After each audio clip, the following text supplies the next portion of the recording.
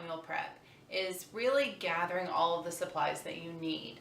So when I first got started, I really started doing a bunch of research on all of the different containers. That was kind of my key thing. It was like, what are we going to put all of this food in once we meal prep it all, right? I have all the pots and pans that I need. I have all the bowls that I need. I have all the silverware, the knives, the cutting boards, all of that stuff. But I needed to know I needed to figure out what it was that I was going to put all of this stuff in, and what are the key things that I needed that I didn't already have. So when I first started looking, this type of container, this 3-carton style container, where you've got 2 small sections and then 1 larger section, were the ones that I really thought that we were going to like. But to be completely honest, we have only used these a couple of times, because when you're meal prepping and you're meal prepping for really for kind of the weight loss and more of those, getting on track with your own health, the better thing to do is actually to meal prep 5 individual meals, right? Not 3 meals. And so we'll get into kind of all of the reason behind that later. But when we're meal prepping, right, obviously this is too big for breakfast. And we tried it a couple times for lunch, but honestly, it just is so cumbersome. It doesn't fit in any of our lunch boxes. That it was okay if I was going to meal prep dinner, but that happened like twice. Like maybe 2 weeks I meal prep dinner, and really what ended up happening is we ended up throwing those meals in the freezer to save for an extra lunch on the off chance that we got too busy one weekend not to be able to meal prep, or if we were out of town or whatever, so we would have something to defrost overnight and take the next day. So it's up to you what you want to get, but that's my advice. I would not spend the money on the 3-carton slice. However, I will link everything in the description box below, as well as it will all be in a blog post along with the specific kind of details of each thing as we go. So the 2 pieces that we use, 2 containers that we use the most often, are the rectangular one, and it's just an open, as you can see, it's got like water stains and stuff in it. It happens. It's just open with the single lid, and then the circle, and it also has just a single clear lid. These 2 pieces really are all you need for meal prep, along with some snack baggies. And then I did, when I ordered, I cannot remember which set, but one of the sets that I ordered, which again I'll link it down below. The reason I specifically ordered that set is because it came with these little individual 2 tablespoon size containers, which are perfect for salad dressing, peanut butter, ranch dressing, kind of whatever you're going to take, hummus, whatever you're going to take that you need in a separate little container. So that's perfect for those. And I believe these also came with reusable silverware or plasticware, which again, we don't really use those very often. I keep a bag of just throwaway plasticware in my office, and my husband will typically just take a silverware from our kitchen and just throw it in his lunchbox and then bring it back. So those are the containers that I recommend the most. We typically will put lunch in this one because it's just usually the way that it works for whatever we're making for lunch works better. And then breakfast usually goes in this one. The other things that I recommend are little ice packs. My husband has about a 45-minute to an hour drive, depending on if he gets stuck behind a tractor. And he really needs something to keep his lunch and his meals cold until he gets to work. And we both have mini fridges. So until he gets to work, we can put our stuff in there. He uses these. I also got, I think these came in a pack of 4. And so occasionally I'll use them if I'm maybe going to a different campus that day and need it to stay cold until I can get it to my refrigerator.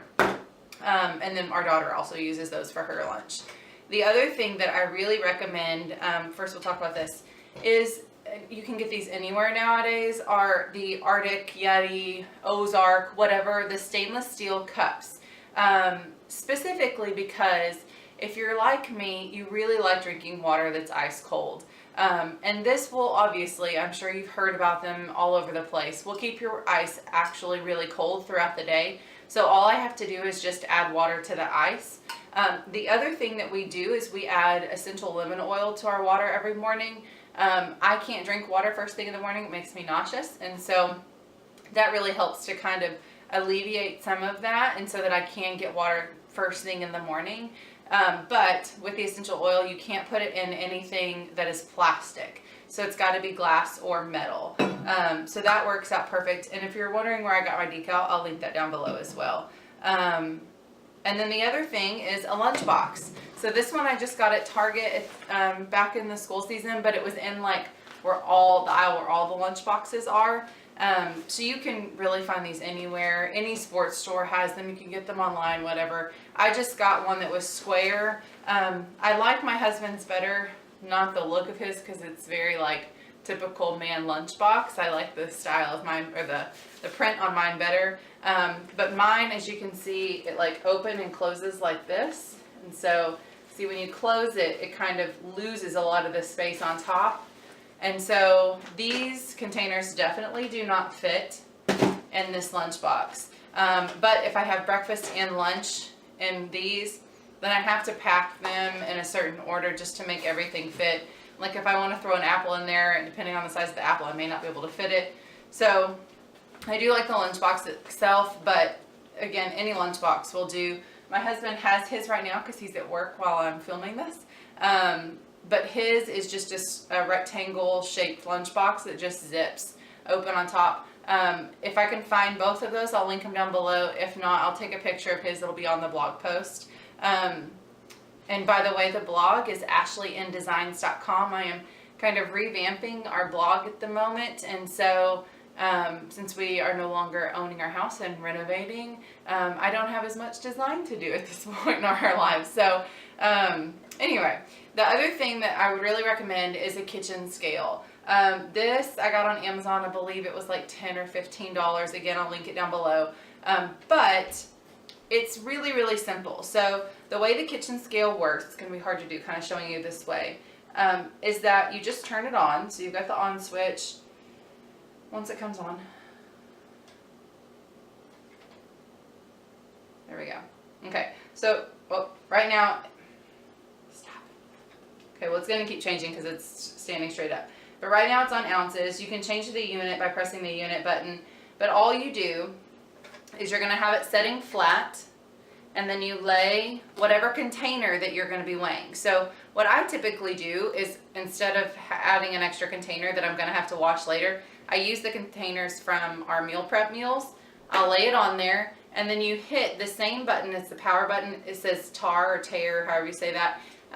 You're going to press that, and it's going to counteract the weight of this and balance it or scale it out to 0 again, so that way when you're measuring out your food, you're measuring it out directly into that. So definitely a digital kitchen scale is really a must when you're meal prepping for weight loss. Now, if you're just meal prepping just for saving cost, not going out to eat as often or things like that, and you're not worried about measuring it out, counting the calories or the macros or anything like that, then obviously kitchen scale is not going to be something you need. But if you're doing this like we are for the weight loss portion and for an overall health journey, a digital kitchen scale is definitely a necessity. Other than that, the only other things that we really take with us, my husband just got he's into these cereal protein mixes, but he just got a new protein mix. And so some of the things that we do is that we have just the blender bottles.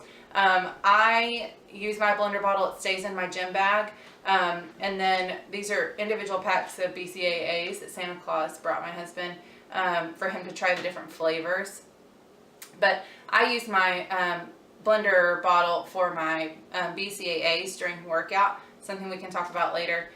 He uses his for protein shakes. I do not care for protein shakes. I have not found one that I can stand the texture or the flavor, the aftertaste of them yet. So I don't use mine for that. But what he'll do is he'll take his blender bottle, because sometimes that's his either afternoon snack or his post-workout snack.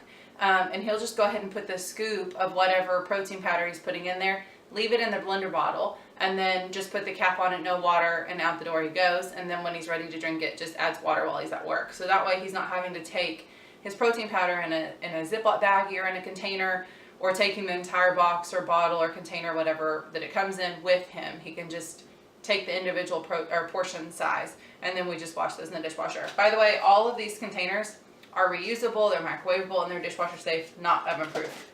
Please don't put them in your oven. So that is it for the supplies that you have outside of what you probably already have to meal prep. Now, obviously, specific recipes are going to need different things. So you might need a juicer, you might need, I guess you could, there are just certain tools that you might need. But the basic things that you need are a cutting board, pots and pans. Sorry, my husband's calling. I just realized I didn't turn my ringer on. Pots and pans, a good knife set. Having a really good knife set is definitely a necessity. It makes cooking a breeze when you have a good sharp knife. And then just cutting boards, and having kind of just a mixture of spices in your pantry that you're going to use regularly. But don't buy pre-made spices, because a lot of times they have a lot of added sodium. And you'll notice when I start getting to recipes, that's one of the things that we kind of cut out. I'm borderline hypertension at this point in my life. And so sodium is one of the things that we really are trying to, if not completely cut out, really lower the amount of sodium intake in both of our diets. So if you have any questions, you can leave them in the comments below. If not, I'll see you in my next video.